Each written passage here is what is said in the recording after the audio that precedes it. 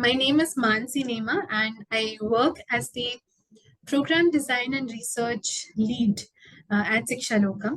I have been working with Siksha Lokam for almost 2 years now. Before this, I worked with a CSR consultancy firm in Mumbai. I have graduated in law from University of Petroleum and Energy Studies, Dehradun. After this, I have completed Young India Fellowship from Ashoka University. Mm, I'd like to share one thing about myself. So during my undergrad days, I volunteered with an NGO which focused on ensuring equitable outcomes for children in the shelter homes. And this experience of working with children actually ignited my passion for education. And that's when I decided that I want to work in the education sector. And here I am now. It's a great privilege to have both of you here with us today. मैं बहुत ज़्यादा excited हूँ इस call के लिए because मैंने personally witness किया है एपी और बिहार के एफर्ट्स को विद्या अमृत महोत्सव के टाइम पे एंड ये आप दोनों के इफेक्टिव इंटरवेंशन और एग्जीक्यूशन की वजह से ही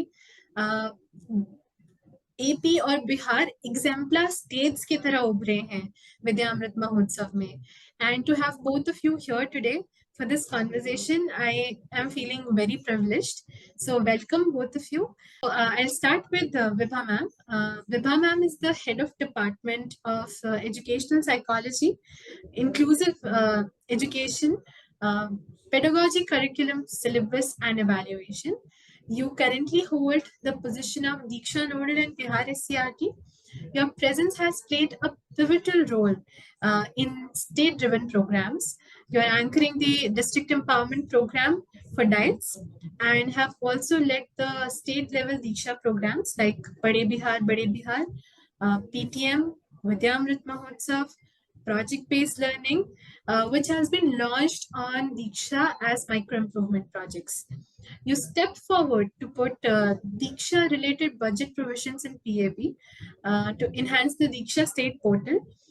You have also initiated a training program for teachers to leverage the usage of Diksha in teaching learning processes. Welcome to this call, Vibha ma'am. I will now move on to Ismail sir.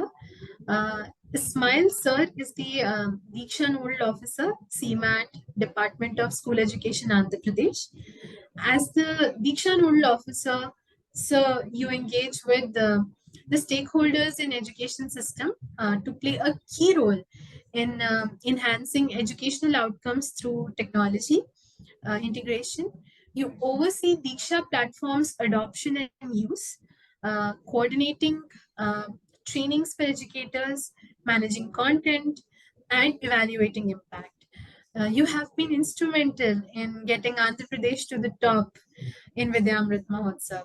हम बात करना चाहते हैं कि दीक्षा को कैसे use किया गया है to drive positive changes and improvements in the state education system.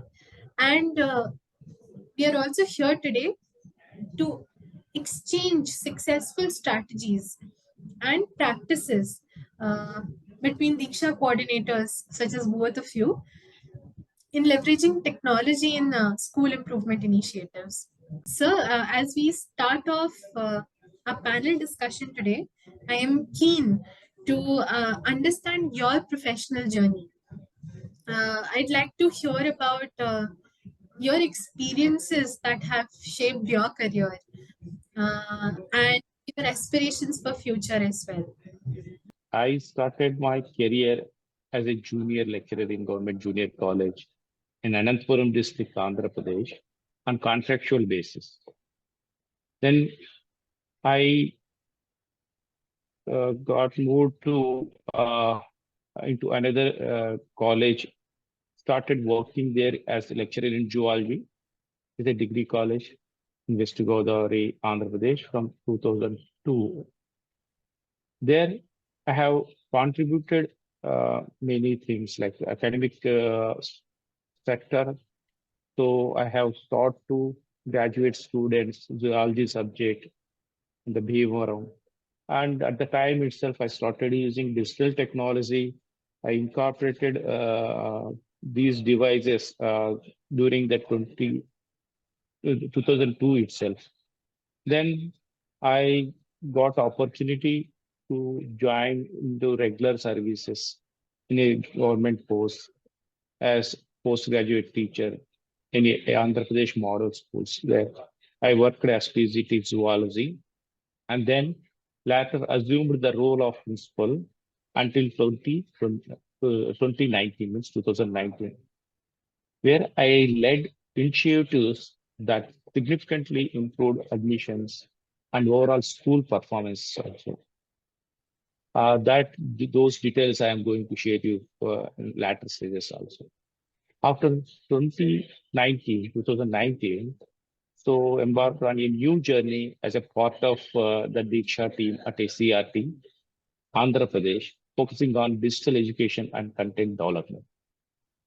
Since September 2020, continued my dedication to the digital education as a Diksha coordinator under Samagra Shiksha Andhra Pradesh, leading efforts to enhance digital learning experiences for teachers and students of Andhra Pradesh. So this is briefly about my professional journey. Thank you so much, Ismail sir, for sharing your professional journey. Any aspiration for your future as Diksha coordinator that you would like to share with us? Yes, ma'am. Actually, with a passion only, I am here working as a Diksha coordinator. I have so many priorities also. I want to see Diksha as a one-step solution for our students as well as teachers for their needs, for content needs for students, for doing some online courses also, uh, any assessment related things, practicing questions papers or whatever, or for teachers also, innovative pedagogy methods, tools, training modules, all those I want to bring, I want to make available for the all my stakeholders so that Diksha uh, can serve the students and teachers at best possible way, through which I want to see Diksha always at the top in the country. So bringing or making it top means lot of output contribution should have done, no? So that is one of my aspiration. Very inspiring. Thank you so much, sir, for sharing. Vibha ma'am, आपसे भी जानना चाहूंगी।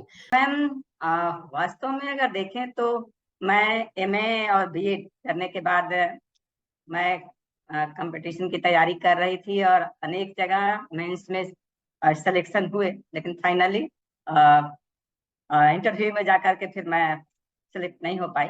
और ये मेरा पहला ही job है जहां मैं सिलेक्ट करके आई हूँ। तो हमने एमए बीएड करने के बाद में मेरा एजुकेशन के फील्ड में काफी इंटरेस्ट था। बच्चों के साथ भी मेरा जो हमारे आसपास बच्चे होते थे उनसे काफी इंटरेक्शन था। और मेरे पिताजी भी एजुकेशन के क्षेत्र में थे, काम कर रहे थे, इसलिए भी मुझे इस क्षेत्र में इंटरेस्ट था काम करने के लिए, और खास करके बच्चों के साथ। लेकिन इत्तेफाक से मैं टीचर एजुकेटर के रूप में यहाँ पर SCERT में ही मैं पहली बार ज्वाइन की, और अब तक मैं SCERT में ही हूँ। मैं यहाँ पर लेक्चरर के पद पर ज्वाइन की थी 2005 में, और उस समय से लेकर के अब तक मैं यहाँ पर हूँ। संभवतः आगे भी मैं यहीं से रिटायर भी करूँ। और अगर मैं कहूँ कि मेरी पढ़ाई लिखाई मैं बिल्कुल सरकारी स्कूल से हुई है और गांव के स्कूल से हुई है। और उस समय की अगर बात करें तो कुल मिलाकर के मैं ये कहूँगी कि आज से बेहतर कंडीशन में हमारे सरकारी स्कूल थे, जहाँ पर पढ़ने पढ़ाने की सुविधाएं भी थी और मोटिवेशन भी मिलता था हमारे शिक्षकों के तरफ से। तो वो मेरे करियर को शेप देने के लिए काफी मोटिवेट किया हम। तो इस तरह से मैं इस एजुकेशन के फील्ड में मैं आ गई और मैंने अपना यहाँ से करियर अपना शुरू किया। और उसके बाद 2007 में मैं CERT में ही स्टेट में जनसंख्या शिक्षा कोषांग था, उसकी मैं कोऑर्डिनेटर थी स्टेट लेवल पर। और वहां से फिर मैं अपने एक डिपार्टमेंट में हेड के रूप में वहां से मैं अपनी जर्नी शुरू की थी। और 2022 के अप्रैल से मैं दीक्षा कोऑर्डिनेटर के रूप में काम कर।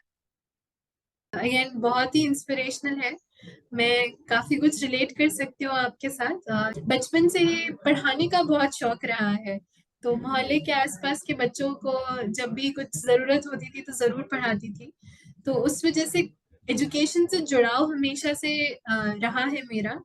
और आपकी स्टोरी सुन के बहुत अच्छा लग रहा है मैम। आप लगभग 20 साल से SCRT में है और आपका डेडिकेशन सब आई थिंक आपके आसपास भी काफी लोगों के लिए बहुत इंस्पिरेशनल रहा होगा, क्योंकि आप इतने सालों से SCRT में काम कर रही हैं और आपका एज दीक्षा कोऑर्डिनेटर काम भी बहुत सराहा गया है। मैं जितना सोचती हूँ उसमें लगता है कि जितना हम स्टेट लेवल पर काम करते हैं और जिन बच्चों के लिए काम करते हैं, वास्तव में वहां तक उस स्टैंडर्ड तक नहीं पहुंच पाता है।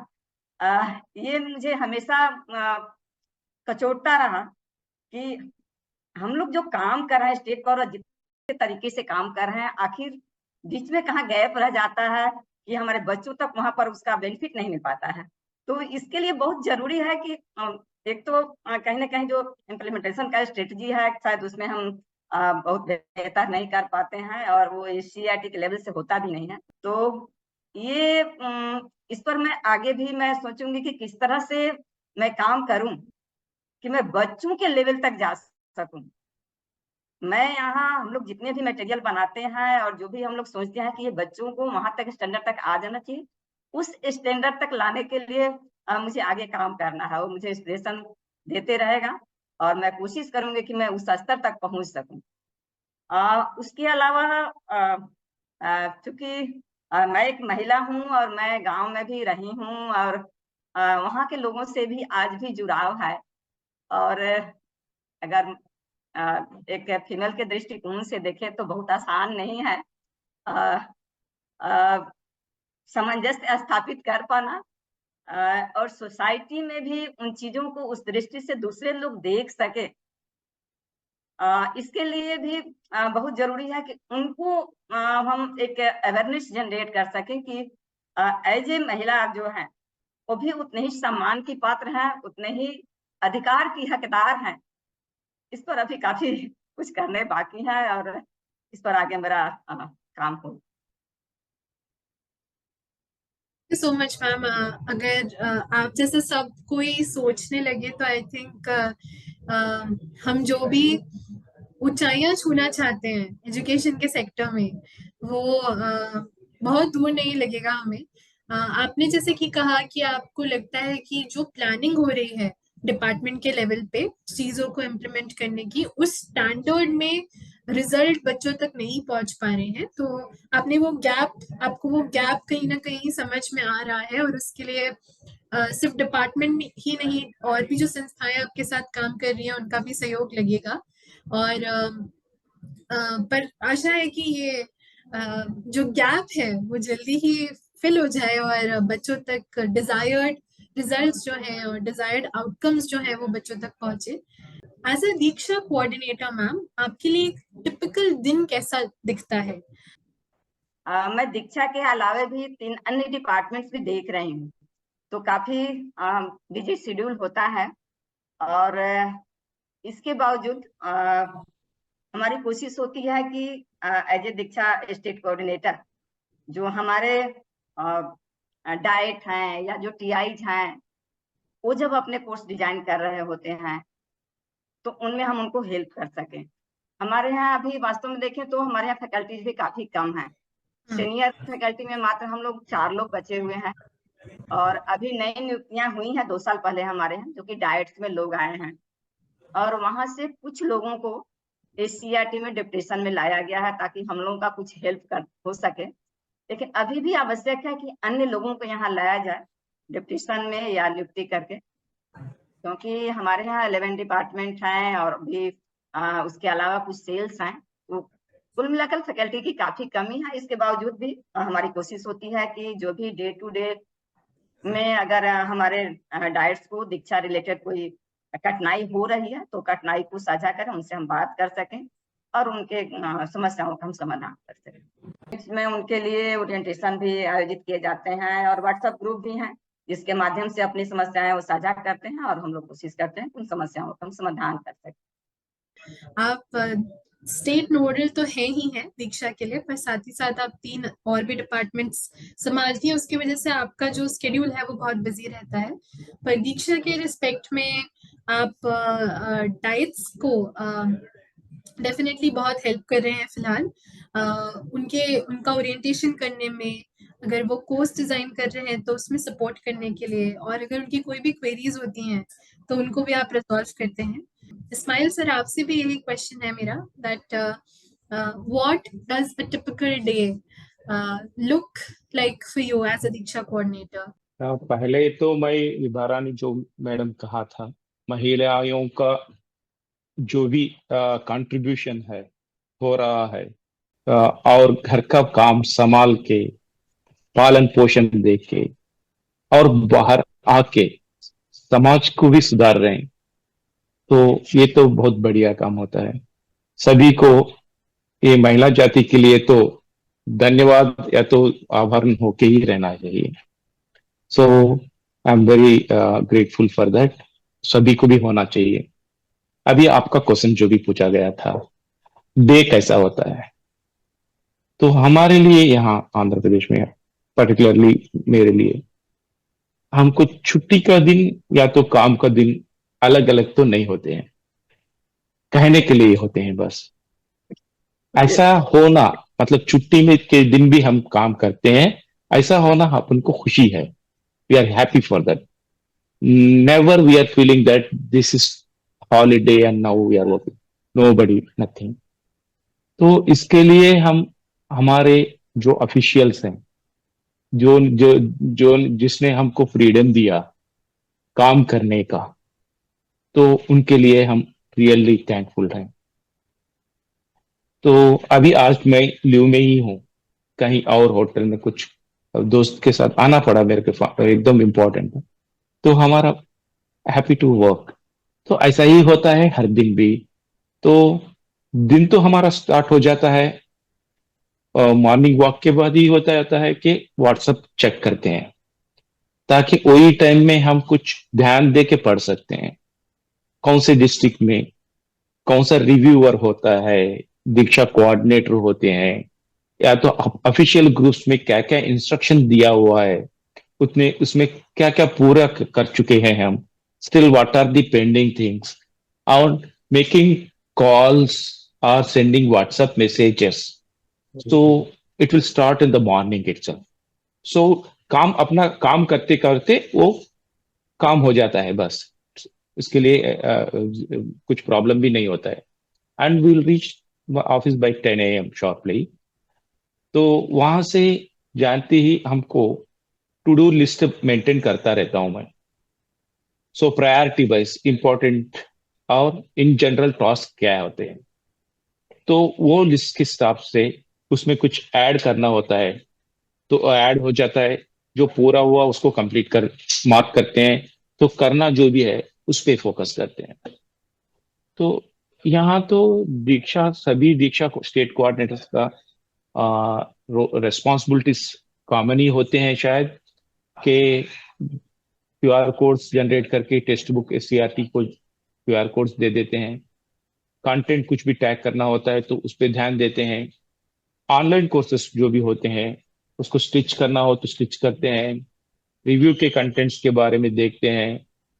और जो भी कोर्स चल रहा है, निष्ठा हो रहा है, निष्ठा 3.0 4.0 हो रहा है, तो उसका एनालिसिस डाउनलोड करते हैं, एनालाइज करते हैं, लीडर बोर्ड्स बनाते हैं, कौन पीछे होता है उनको कॉल करते हैं, उनका दिक्कत क्या है, what are the challenges, what kind of support they are requesting. And healthy competition ऐसे जैसा वो तरीके से उनसे बातचीत होती रहती है। और इसके साथ साथ में यहाँ तो मेरे लिए ये होता है कि previously we were 8 members in the Diksha team. No, I am the only person. So तो हमको मल्टीटास्किंग करना पड़ता है। तो ये जरूरत हमको मल्टीटास्किंग की आदत भी कर दी, and we can now I am able to handle 2-3 talks simultaneously without any disturbances interference. इसके साथ में अपन को कुछ और टास्क भी दिया जाता होता है। तो उसमें से एक है कुछ टीचर ट्रेनिंग्स भी हैंडल कर लेते हैं।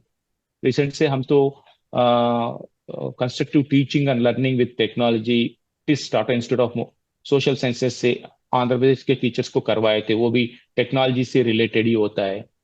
तो उसमें भी आंध्र प्रदेश को टॉप लाने के लिए किया था, टॉप हो गए थे हम। Highest number of successfully completed peoples from Andhra Pradesh ही थे। और डिपार्टमेंट से हमको कोई भी स्कूल एजुकेशन के लिए ये भी जरूरत होती है, तो क्वालिटी इनिशिएटिव्स के बारे में या तो कुछ प्रोग्राम्स के बारे में, not only Diksha, other wings को भी हम सपोर्ट देते हैं। वीडियो मेकिंग में सपोर्ट करते हैं, ऑडियो रिकॉर्डिंग में, या तो कंटेंट डेवलपमेंट में।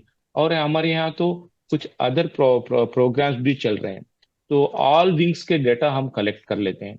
मतलब कहीं भी ट्रेनिंग हो रहा, वो ट्रेनिंग मॉड्यूल हमको आता है, दीक्षा में रखते हैं हम। या तो कोई भी हमारे यहाँ वर्ल्ड बैंक स्पॉन्सर्ड प्रोजेक्ट्स भी चल रहे हैं। कोई कंटेंट डेवलप किए, या तो डीटीएच का कंटेंट डेवलप हुआ, will take them, will upload them, will publish them, will make into playlist. वो यूजर के लिए, अभी जैसा बोला गया, तो वो यूजर्स के लिए शेयर कर देते हैं कि उनको दिखने में, यूज करने में कन्वीनियंट हो। सो उनका रिक्वायरमेंट देखते हैं हम फर्स्ट, वो हिसाब से देते हैं। इसके साथ साथ हमको एवरीडे क्या करना पड़ता है, मोटिवेशन सपोर्ट करना पड़ता है। जो भी डिस्ट्रिक्ट कोऑर्डिनेटर्स उनके जुड़े रखना पड़ता है, उनसे बात करना पड़ता है, उनसे कम्युनिकेट करके, अटैचमेंट रख के, जो भी काम दीक्षा का होता है जिससे बच्चों को, कम्युनिटी को हेल्प हो रहा, उसमें हम सपोर्ट लेते रहते हैं। ये डेली ऐसा चलता है। Till 8:30-9:30 will be in office, happily will working there. किसी का प्रेशर से नहीं, हम हैप्पी से 8:30-9:30 पे ऑफिस में रहते हैं। So I think that's the important thing that you shared, that you're happy to even work on holidays. You're happy to work till 8:39.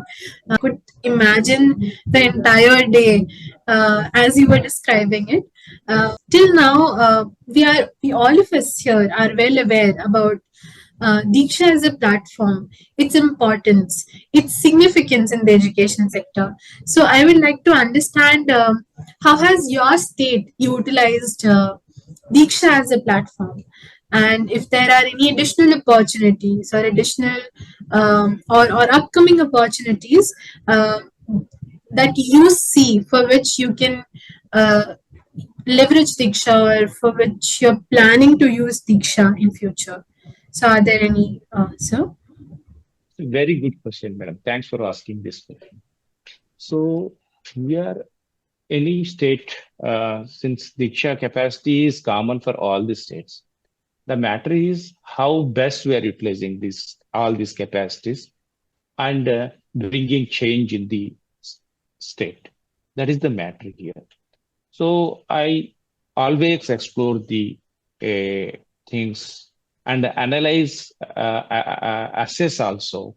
So how best I'm utilizing the different capacities. For example, as a content repository. तो सारा अभी मैं बताया गया था, तो I will myself I will telephone the other wings. Do you have any content to be uploaded on Diksha? तो कोई भी कंटेंट हम व्हाट्सएप में भेज दिया तो उनका व्हाट्सएप फुल हो जाएगा, मेमोरी फुल हो जाएगा, they will delete and they will struggle to get it back. किसी को पूछना पड़ता है। When it is kept on the Diksha and shared a single link, definitely no need of all this problem. Yeah, so if they lost that link also, so they can search and get it. So keeping all this in point, the content repository capability will be used optimally. बच्चों की किसी की तरह का content जरूरत होता है, SCRT लीजिए, या तो कोई अदर विंग्स KGBV से लेते हैं हम, या तो अपन के लिए टेक्निकल सर्विस एजेंसी से होता है, उनसे लेते हैं, IE इंक्लूसिव एजुकेशन विंग से हम लेते हैं, और अदर विंग से भी हम कंटेंट लेके we all made available as a playlist also, which is very user friendly बनाते हैं, क्लिकेबल PDF बनाते हैं, QR कोड भी उसी को रखते हैं, तो कोई चाहिए तो स्कैन भी कर ले सकते हैं, क्लिक भी कर सकते हैं, तो अब एक स्कैन कर लिए कुछ दूसरा कैमरा की जरूरत है, अदरवाइज जस्ट उसे क्लिक भी कर सकते हैं, ऐसा यूजर फ्रेंडली मोड में कंटेंट अपलोड करके करते हैं. And also all text books mostly 95 above percentage of all books around are QR coded only. So we तो ET एनर्जाइज कर दिए हैं हम, उसमें QR कोड लगा दिए हैं और कंटेंट भी टैग करते रहते हैं.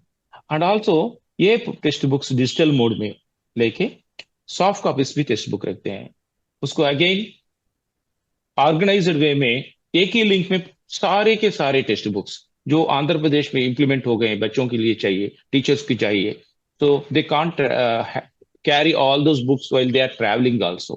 Simply clicking on one link, going and selecting drop downs, they can get the access. ऐसा वो भी हम उनको made available किया.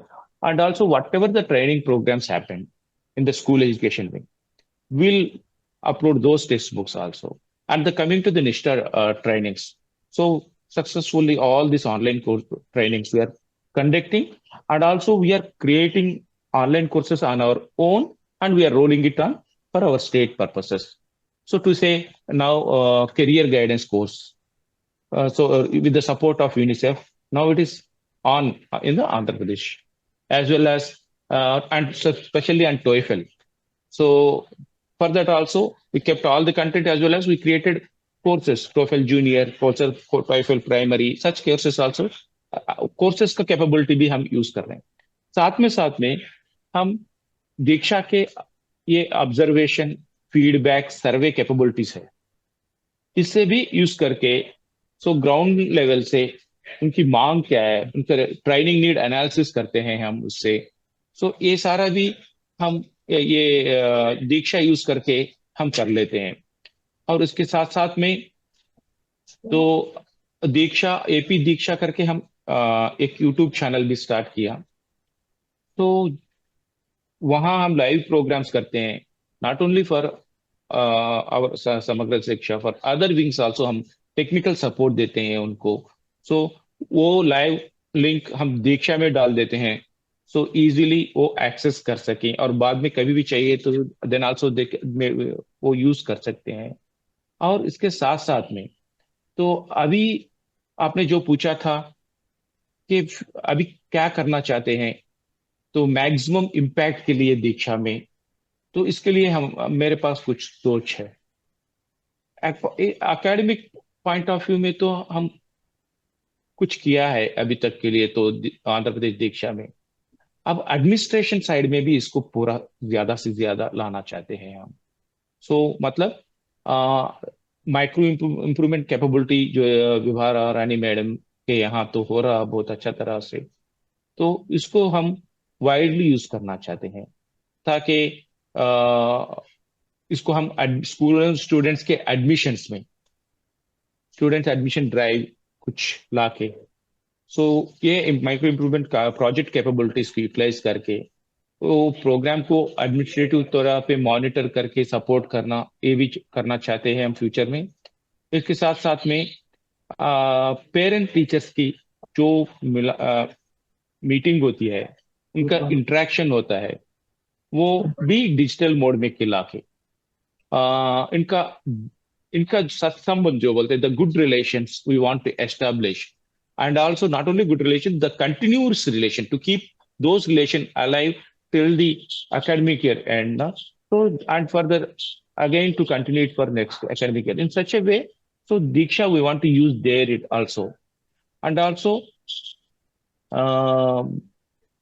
the group making capability of Diksha. So where we want to focus now on the Diksha. Now we are using it anyway, but whenever we roll out the courses, so the close monitoring, the support, the discussion things should happen. Then only peer learning will be possible. So we want to use that grouping capability of that also. And now I got when we Andhra Pradesh, the total number of projects stood at the second highest and got first top place and the 8th place also out of 10 in the country. This in the VAM Vidyamrut Mahotsav. Why can't we do it for students? VAM for students. So it's an idea in my brain. If you could also, we request Shiksha Lokam to support in this way to roll out this program also. So these are future like additional areas where we Diksha wants to, AP Diksha wants to try and implement. Thank you, sir.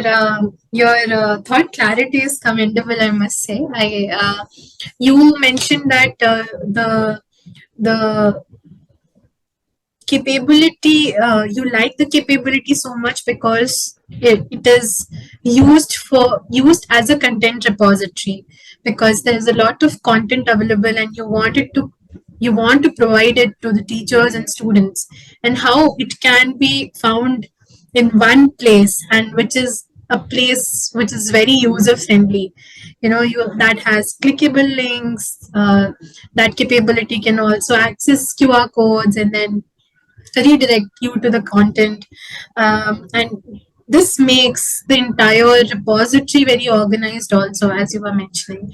There are also some proof points already created for example, for I think parent teacher relationship. We have proof points from different states where we use the micro improvement project capability for strengthening parent-teacher relationship. We can definitely share that with you. We also have proof points for increasing enrollments in schools, again using the capability on Diksha. So I think we can definitely share our experiences and also plan something for AP here. Thank you so much, sir, for sharing that. Vibha ma'am, आपकी तरफ अब मैं अपना रुख करती हूँ और आपसे पूछना चाहूंगी कि बिहार कैसे यूज कर रहा है दीक्षा को एज अ प्लेटफॉर्म. और थैंक यू. दीक्षा का अगर हम उपयोग देखें तो विभिन्न तरह से कर रहे हैं. ये एक तरीके से हम दीक्षा का उपयोग नहीं कर रहे हैं. जो भी हमारे स्कूल के लिए पुस्तकें हैं, सारी पुस्तकों को डाला गया है दीक्षा पर, और सारे में QR कोड जनरेट करके डाला गया है. तो सारी पुस्तकें हमारी है लाइव दीक्षा पर. उसके साथ साथ जो हमारे वर्कबुक बने हैं, उस वर्कबुक को भी हम लोगों ने दीक्षा पर लाइव किया है QR कोड के साथ, ताकि हमारे शिक्षक या बच्चे चाहे तो उसको अभ्यास पुस्तिका को जो वर्कबुक बने हैं उसको भी देख सकें. और इसके साथ साथ कंटेंट पूलिंग का भी काम हुआ है, जो कि अपने स्टेट के साथ साथ उससे लिंक किया हुआ है अदर स्टेट के या अदर जो अच्छे मटेरियल हैं NCERT के, यानी सारे मटेरियल्स को हमारे जो स्टेक होल्डर्स हैं, वो शिक्षक हों या बच्चे हों या टीचर एजुकेटर हों, वो सभी देख सकते हैं और उसका लाभ ले सकते हैं अपने ये पठन पाठन के दौरान. इसके साथ साथ विभिन्न कैंपेन हमारे यहाँ भी दीक्षा के माध्यम से चलाए गए हैं, जो कि रीडिंग कैंपेन था, पढ़े बिहार भरे बिहार. इस कैंपेन को भी दीक्षा के माध्यम से किया गया था और इसका काफी अच्छा रिजल्ट भी आया. लगभग 44-45 हजार HM इससे जुड़े थे और अपने विद्यालयों में लागू किए थे. तो दीक्षा को हम इस रूप में भी उपयोग कर रहे हैं. इसके साथ साथ जो निष्ठा का प्रशिक्षण सर कर रहे थे, तो हमारे यहाँ भी निष्ठा का प्रशिक्षण तो सभी जगह दीक्षा के माध्यम से ही चल रहा है. और उसके साथ साथ हमारे जो अन्य मटेरियल बने हैं उसको भी हम दीक्षा पर अभी लाइव कर रहे हैं. जैसे कि DLED के लिए भी हमारे मटेरियल बने हैं, उसको भी हम दीक्षा पर लाइव करने जा रहे हैं QR कोड जनरेट करके. प्रशिक्षण मटेरियल भी कुछ बने हैं. उसके अलावा जो अभी हमारा काम चल रहा है, एक तो HPC हमारा कंप्लीट हो गया, जिसको दीक्षा पर अभी लाइव करना है, और दूसरा ये है कि आइटम बैंक का डेवलपमेंट का भी काम हमारा प्रोसेस में है. तो जो हमारे दूसरा डिपार्टमेंट देख रहे हैं उसका काम, उनसे भी हमारी बात हुई है कि जैसे ही वो हमारा काम पूर्ण हो जाएगा उसको हम दीक्षा पर लाइव करेंगे, ताकि हमारे शिक्षक जो हमारे देख करके जब वो असेसमेंट का काम करते हैं तो असेसमेंट के काम में उनको इससे हेल्प काफी मिल सकता है। तो हम असेसमेंट के लिए जो आइटम बैंक हमारे यहाँ बंद है उसको भी हम जा रहे हैं लाइव करने। और उसके साथ साथ जैसा कि सर बता रहे थे, विद्या अमृत महोत्सव तो पूरे देश में हुआ है और इस दीक्षा के माध्यम से ही, दीक्षा प्लेटफॉर्म के माध्यम से ही इतने सारे जो अपलोड किए गए हैं वो सारे दीक्षा के ये से हुए हैं। इसके अलावा जो हमारे डायरेक्ट डिजिटल कोर्स के निर्माण कर रहे हैं अपने डिस्ट्रिक्ट के आवश्यकता के अनुरूप, पहले तो हमने उसका नीड असेसमेंट किया और जो हमारे डिस्ट्रिक्ट के नीड हैं उसके आलोक में प्रोजेक्ट और कोर्सेस डिजाइन करके हमारे जो डाइट के लोग हैं वो अपने ये पर डाल रहे हैं। और उसमें जहां भी उनको दिक्कत होती है लगातार हम उनके साथ जुड़े हुए रहते हैं और बीच बीच में सिंक अप कॉल भी होता है, व्हाट्सएप ग्रुप भी है और बीच में हम समीक्षा बैठक भी करते हैं। उसके माध्यम से भी हम उनको सपोर्ट भी देते हैं, सजेशंस भी देते हैं। तो वो भी काम हम दीक्षा के माध्यम से कर रहे हैं। उसके साथ जो इधर बिहार में हुआ है कि प्रोजेक्ट बेस्ड लर्निंग साइंस के लिए 6 से 8 तक के लिए ये दीक्षा के माध्यम से किया गया है। इसमें प्रोजेक्ट बना करके किस तरह से बच्चों के सामने उसको लाया जाएगा और बच्चे उस प्रोजेक्ट के माध्यम से किस तरह से सीख सकते हैं, इस पर काफी काम हुआ है। शिक्षकों का इस पर प्रशिक्षण भी हुआ है और उसके आलोक में बच्चों को प्रोजेक्ट भी दिए जा रहे हैं, इस पर काम चल रहा है। इसमें साइंस के लिए भी काम हुआ है प्रोजेक्ट बेस्ड लर्निंग का और हम आगे सोच रहे हैं कि सोशल साइंस के लिए भी बच्चों को प्रोजेक्ट दे करके इस पर आगे काम किए जाएंगे। और इसके साथ साथ प्रदर्शनी और सम्मान समारोह जो हमारे डायरेक्टर ने बहुत अच्छा काम किया है। आपको जैसा कि आप जान रहे हैं कि हमारे डायरेक्टर राज्य में स्थान प्राप्त किया था, तो उसके लिए हम सम्मान समारोह भी रख रहे हैं क्योंकि हमारे जो डायरेक्टर थे काफी अच्छा काम किया है, तो उनके लिए हम सम्मान समारोह का आयोजन भी कर रहे हैं। और उसके साथ साथ अभी अगर हम देखें तो एक तो सोशल साइंस का काम चलना है, सोशल साइंस का भी प्रोजेक्ट बेस्ड लर्निंग होगी और आइटम बैंक जो डेवलप हो रहा है वो भी हम डाल रहे हैं। इसके अलावा कुछ अन्य काम जो दीक्षा का जो उपयोग है उसका अवेयरनेस के लिए भी हम काम कर रहे हैं कि हमारे अधिक से अधिक शिक्षकों तक हम पहुंच बना सकें, क्योंकि ये एक सबसे बड़ी समस्या आ रही है कि सारे शिक्षक अगर हम कहें तो उपयोग नहीं कर पा रहे हैं, तो एटलीस्ट कम से कम 80% शिक्षक उसका उपयोग कर सके, वहां तक हमें पहुंच बनाने की अभी जरूरत है। तो उस पर भी हम अवेयरनेस के लिए भी काम कर रहे हैं। तो इस तरह से दीक्षा का हम अनेकों तरह से उपयोग कर रहे हैं। पीटीएम भी हमारे यहाँ दीक्षा के माध्यम से हुआ था, वो क्लास 2 के लिए हुआ था और उसका भी काफी अच्छा इम्पैक्ट पड़ा। अधिक से अधिक अभिभावक आ सके विद्यालयों में, क्योंकि सबसे मुश्किल काम है अभिभावकों को विद्यालय तक लाना। हम सभी जान रहे हैं कि जो हमारे सरकारी विद्यालयों में बच्चे पढ़ते हैं तो उस तबके के लोग होते हैं जहां अभिभावक को या तो उतनी अवेयरनेस नहीं है कि उनके लिए विद्यालय जाना कितना आवश्यक है, ये कितना महत्वपूर्ण काम है। और एक तो उसका उनका जागरूकता नहीं है, दूसरा उनका डे टू डे की जो समस्याएं हैं, उनके जो काम है, उनके जो रोजगार है, उसमें शायद लगता है कि हमारा वो काम छूट जाएगा, इस वजह से नहीं आ पाते हैं। तो इसके संबंध में दीक्षा प्लेटफॉर्म का काफी बेहतर यूज हुआ और अभिभावक काफी संख्या में हमारे यहाँ पीटीएम में आए, तो ये भी एक अच्छा काम हुआ था दीक्षा के थ्रू। जी, बहुत बहुत कंग्रेचुलेशन आपको इसके लिए मैम कि इतना अच्छा रिस्पांस रहा पीटीएम के लिए भी। आप दोनों ने ही, स्माइल सर, विभा मैम, आप दोनों ने ही मेंशन किया विद्या अमृत महोत्सव के बारे में कि कैसे दोनों ही स्टेट्स में विद्या अमृत महोत्सव दीक्षा पर हुआ, जो कि मैंडेट था एमओई की तरफ से। दीक्षा विद्या अमृत महोत्सव के बारे में थोड़ी सी बात करते हैं। विभा मैम, सबसे पहले तो आपको कंग्रेचुलेशंस कहना चाहूंगी कि बिहार का बहुत रिमार्केबल परफॉर्मेंस रहा विद्या अमृत महोत्सव में। मुझे याद है कि बिहार ने 2 से ज्यादा ओकेजन्स पे दीक्षा की जो मंथली कोऑर्डिनेटर मीटिंग होती थी उसमें प्रेजेंट किया कि दीक्षा को यूज करने के लिए और वैम को इम्प्लीमेंट करने के लिए बिहार कौन से बेस्ट प्रैक्टिसेस का यूज कर रहा है ताकि बहुत इफेक्टिव इम्प्लीमेंटेशन मैम का हो सके स्टेट में। और हमें काफी सारी प्रोजेक्ट्स भी आए बिहार की तरफ से, रिसीव हुए विद्यामृत महोत्सव में। तो मैं आपसे पूछना चाहूंगी ऐसी कौन सी सक्सेसफुल स्ट्रैटेजीज थी जो आपने यूज की इंश्योर करने के लिए कि इतना अच्छा परफॉर्मेंस रहे बिहार का विद्यामृत महोत्सव में? मैम, स्ट्रेटजी की बात करें तो सबसे पहले हम डाइट को भी अवेयर करते हैं कि हमारे यहाँ क्या क्या प्रोजेक्ट चलने हैं, क्या क्या कार्य होने हैं। उसके साथ साथ डिस्ट्रिक्ट लेवल पर हमारा जो हमारा ये एडमिनिस्ट्रेटिव बॉडी है, उस बॉडी के साथ भी हम मीटिंग करते हैं। और डाइट राज्य में और डिस्ट्रिक्ट लेवल पर दोनों ही जगह इसके लिए हमारी कमेटी बनी हुई है। उस कमेटी को हम सबसे पहले कमेटी की मीटिंग करते हैं, और उसके अलावा फिर प्रखंड लेवल पर उसकी कमेटी बनी हुई है जिसमें बीईओ भी जुड़े रहते हैं, तो उस कमेटी की भी मीटिंग हम करते हैं। और ये दीक्षा के माध्यम से हम सारा करते हैं, तो सारा जो अवेयरनेस जनरेट करते हैं दीक्षा के माध्यम से करते हैं। तो जब हम नीचे तबके तक जा पाते हैं, हर लेवल तक जब हम काम करते हैं, तब हम मैक्सिमम आउटपुट हम ला पाते हैं। जी मैम, बिल्कुल। मतलब आपका कहना है आप टॉप डाउन अप्रोच रखते हैं कि आप हर लेवल तक कम्युनिकेट करें कि क्या क्या हो रहा है प्रोग्राम में, और जो भी स्ट्रक्चर्स हैं जो अलग अलग लेवल पे बने हुए हैं उनका इफेक्टिव तरीके से यूज कैसे हो पाए, वो लोग कैसे, वो डिपार्टमेंट्स, वो स्ट्रक्चर्स कैसे कंट्रीब्यूट करें इस पूरे प्रोसेस में। तो thank you so much. Smile sir, again, you also talked about Vidyamrit Mahotsav and how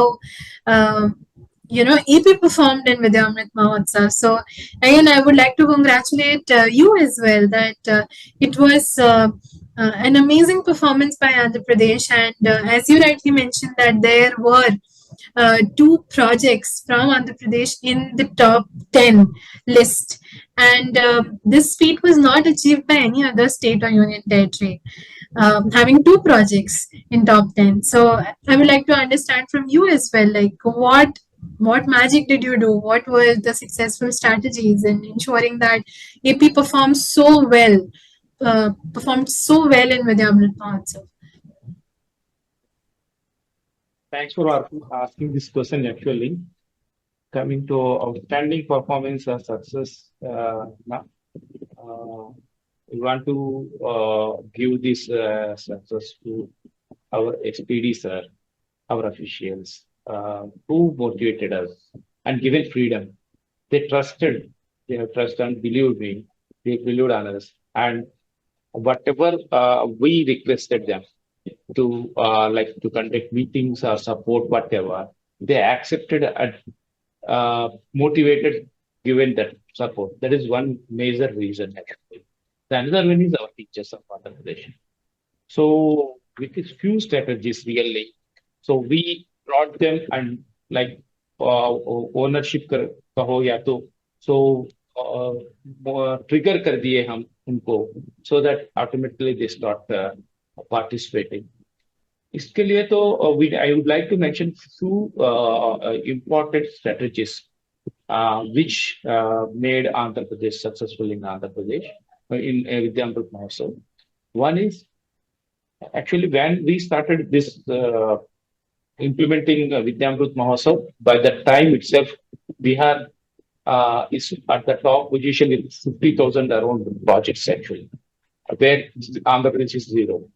So thanks to Bihar, like we got motivation from Bihar actually. So and like without any further delay, we won the project.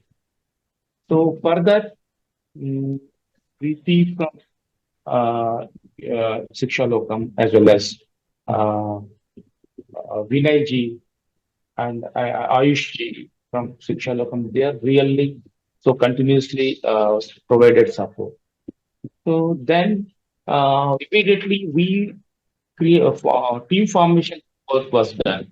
State level we established one team dedicated from the implementation, and then district level teams are also created.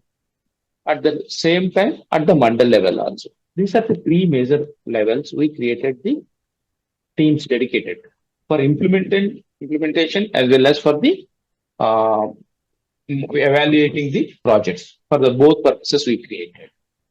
And then, so we specially created a team at the district level, what we can call VAM support group, who are technically good. Usually, we have taken the state resource group people, district resource Diksha persons who are active in the content creation. So we brought them onto the board. We created the groups and we attached these with the teachers of respective districts. Whatever the queries, input, support, technical knowledge, whatever they require. So they started helping them. So that helped a lot for the quality content. Now, so they have organized their video conferencing things. They created videos, tutorial videos. So many YouTubers of teacher YouTubers. They created YouTube videos how to create a good project. What are the features of a good WAM project? So process and steps to upload the projects, technicalities. And these are the one way, another way. So content creation expert techniques also they taught me. How to edit a video, how to record your voices, how to edit your tests, all these things, all aspects of the Vidyamrut Mahotsav. So they created videos. Now these videos, even created from one district, they shared with the so other districts also. So that helped a lot and continuous motivation thing. So we continuously motivated the people. We conducted review meetings and online videos. Whenever any these workshops we conducted at the district and mandal level, what we can block level, for especially on Vidyamrut Mahotsav, we from state virtually joined over there. We directly interacted with them and given the inputs. And we always focus then on quality content. Like, so now anyone, we are asking them to create project. They can create one video and they will upload. That's not about the innovative pedagogy. What exactly innovative pedagogy? We are successful. हम यहाँ कामयाब हुए थे. हम उनको अपने आप सोचने के लिए कहा. You're also good at somewhere. Otherwise, you can learn from the others what they have done good. तो ये मौका आपको मिला है. तो इतना ऐसा ट्रिगर हो गया ये, तो पीपुल लाइक बहुत अटैच हो गए. वो एक अपलोड कर दिए तो पूछ रहे थे क्या अपन को दोमा अपलोड करने का चांस मिलेगा. और थोड़े दिन के बाद भी पूछे हम मैंने अपलोड कर दिया अब मेरे को और गुड आइडियाज आ रहे हैं. How can I edit and modify that projects. और जब भी इसका डेट भी हो गया था तब भी लॉट ऑफ रिक्वेस्ट आ गए हमको. तो ऐसा सक्सेस होने में वो एक यूज था. एंड डेटा ड्रिवन एक्शंस किए हमने एवरी डे. तो डेटा डाउनलोड किए, स्टेट्स का एनालाइज किया. हाउ मेनी स्टार्टेड वैम projects, how many submitted with the evidences. ये एवरी एंड डिस्ट्रिक्ट्स में लीडर बोर्ड करके हमने डैशबोर्ड क्रिएट किया, इसको शेयर किए. We share directly with the DEOs and teachers as well.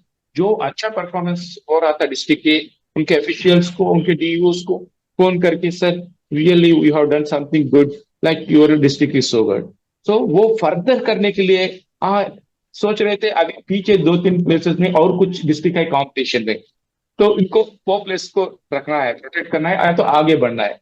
ऐसा हेल्थी कंपटीशन क्रिएट हो गया था. और जो भी पीछे थे उनको भी हम डायरेक्टली पर्सनली भी फोन करते थे, सब भेजते थे सर कुछ सपोर्ट चाहिए क्या. सब आप दूसरे other in aspects your district is so good, what about why it is not regarding any support anything. So ऐसे भी वो मोटिवेट हो गए कि पूरे के पूरे टीम इन्वॉल्व हो गए. तो जैसे बताया ना, एक्सपोर्ट का सपोर्ट तो बहुत हो गया. And we created some model innovative projects. तो बता दिए थे एक गुड प्रोजेक्ट के लक्षण ये होते हैं. You are not suppose to create same project, आपके यहाँ सोच के करना पड़ेगा. तो इसीलिए क्वालिटी प्रोजेक्ट्स आ गए. और that is the reason for getting 2 best prizes out of 10. Thank you. Yeah, amazing, Ismail sir. The way you shared about, what strategies were used, I could see why there were 2 projects in the top 10. You One shared, thing, if you permit, one thing I want to add here. yeah, Everyday outreach activities now, like huh, posters. अब नहीं तो कब start करोगे, कब करोगे? huh, If not now, when? So मैं start कर लिया, आप कब स्टार्ट करने वाले हैं? Countdown. We have only 10 days left, 9 days left, 8 days. ऐसे everyday outreach हो जाता था. yeah. So that is also helpful. I think AP has been the quintessential example of all the good things that happened in a state in Vidyamrit Mahotsav. From I think you shared from having structures set up at different levels in the state to also making awareness videos, awareness posters, motivational posters, and how they helped in creating awareness about how a teacher or a school leader has to do a micro improvement project, or how a teacher or school leader has to make that journey video in Vidyamrit Mahotsav, how to edit a video, how to edit tasks, how to add tasks in on Diksha. All of these things, I think, they're very much required because it was the first in itself, first of its kind of micro improvement festival at the national level, and the way it reached to the end user because of your efforts is commendable. You also mentioned about motivation. I think it's very important to keep motivating people, and you did it through outreach, through posters. And I think one highlight of this entire response was how you got motivated because of Bihar, because how Bihar had already started and AP at that time did not start, and you could see that okay, the number of projects are around 3,000 and AP is on zero right now, and that motivated you to start, and then you spearheaded the entire thing, and today the results for both these states are out, and they're just amazing. So thank you for sharing that. Till now we talked about all the good things. We talked about your professional journey. We talked about the usage of Diksha, the adoption of Diksha. We talked about Vidyamrit Mahotsav, the successful strategies. Let's talk about the challenges now. I would like to understand from you, Smile sir. We have talked about successes of AP. We have talked about your role as an accomplished Diksha coordinator, but would like to understand what were the challenges that you faced as the Diksha coordinator, or the challenges that you keep facing as a Diksha coordinator, and what do you do to address them? Yes, ma'am. It's very good. And so I can remember all the challenges really on those days we faced and resolved, and this success we achieved. Now we are happy. One is just before this VAM implementation in our state, districts reorganization was happened. New districts formed. Out of 13 now we are having 26. Further districts now in the VAM implementation, we need to prepare Diksha platform for implementation.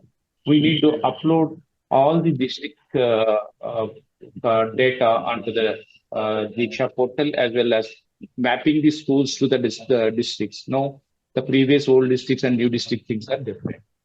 So, but to do that, we don't have UDICE codes for the schools, new district schools. We don't have code for UDICE codes for the districts. So where Shiksha Lokam team really helped us, and the National Diksha team also helped us to come over that. So that is one of the big challenge. We given some number temporarily basis, and then we made Diksha ready for AP Diksha tenant ready for the roll out the programs. So that is one challenge. And in Andhra Pradesh, at the district level, academic officers, what we call them, so those are very crucial persons. For any academic related activity implementation, they will support us. Now new districts are formed. Now in the new districts, those capacity with that officials are not by the time not recruited or not appointed. So that lot of AMO vacancies were there. So these are the two major challenges we faced. Then, as said now, in earlier case, Shiksha Lokam and National Diksha team supported, and in the second case, so our SPD sir as well as this director CMAT, both of us really supported and to assign the duties to the suitable other persons. So through which we done this. And as I told, teachers, those who 1 lakh plus projects uploaded, they are first time handling, they are for them, this is first time to create content actually, purposeful content creation. So, they require a lot of video editing, cropping, image cropping, testing, all these skills.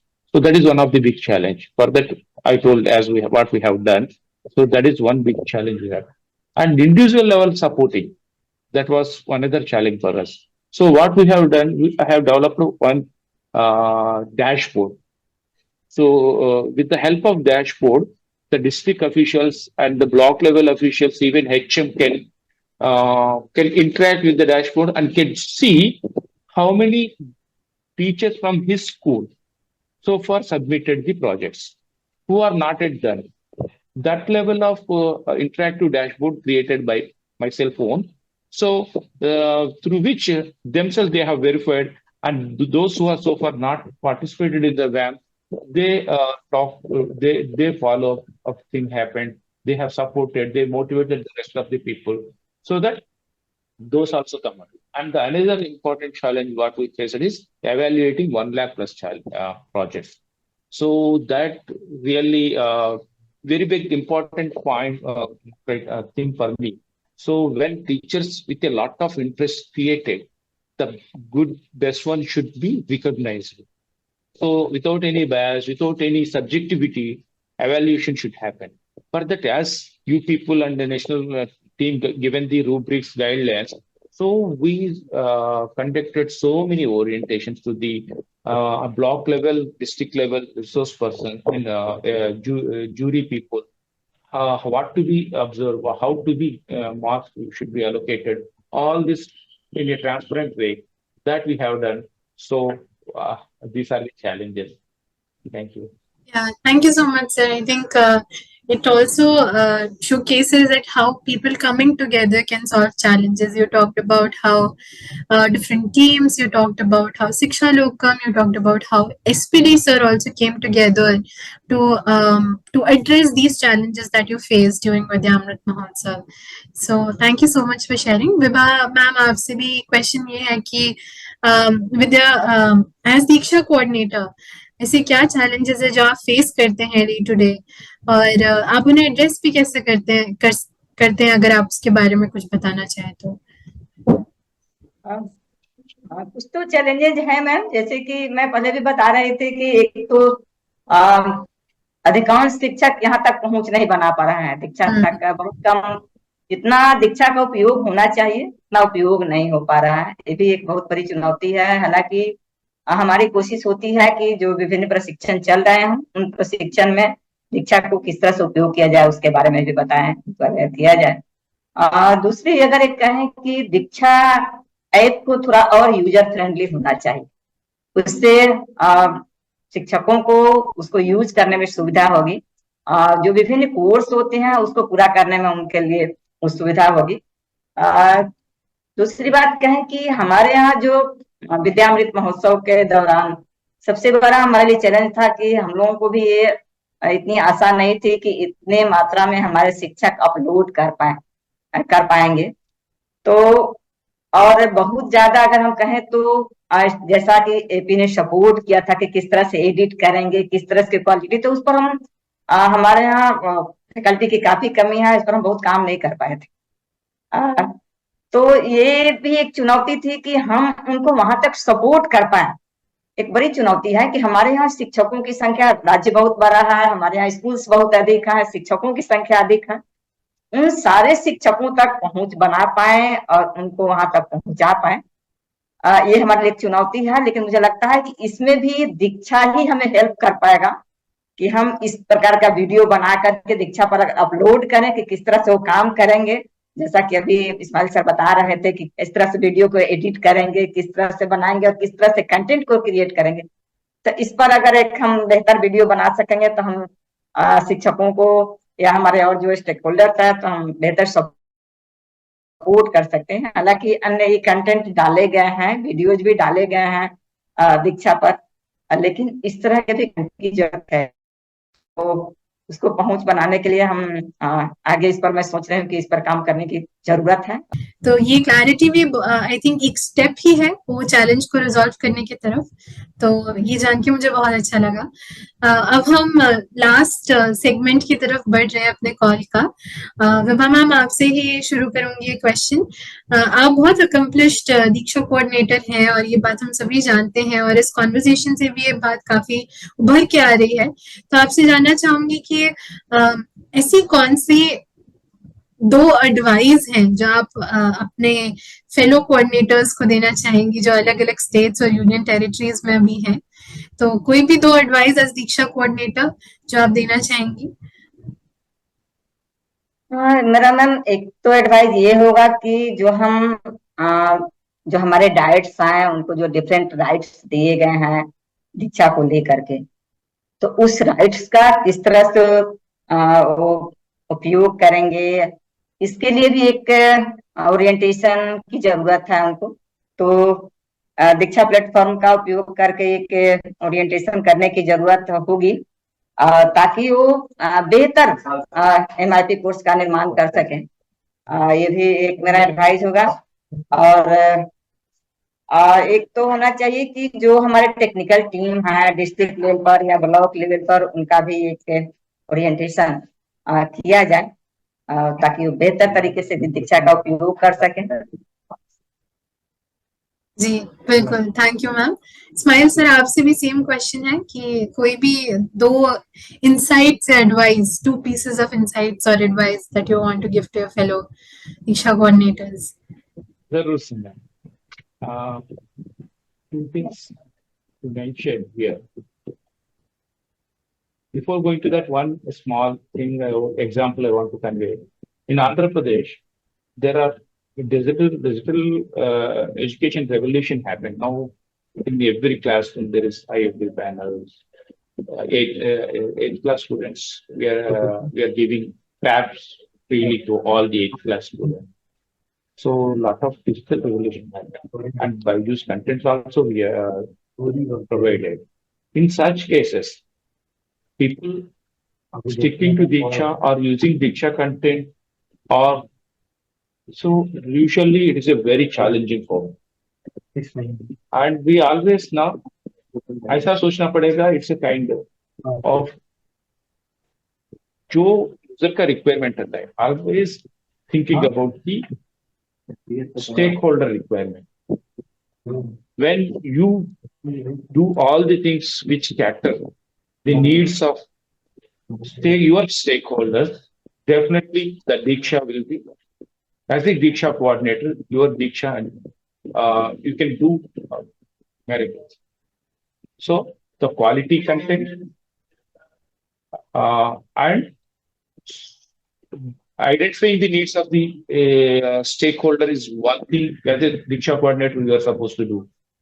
The second one, being a Diksha coordinator, you should always be motivated and supportive to the rest of the people who are working around you, like other district coordinators, Diksha coordinators, and the Diksha reviewers, Diksha content creators, so that when you motivate and support them, then only a good quality content you can be able to get.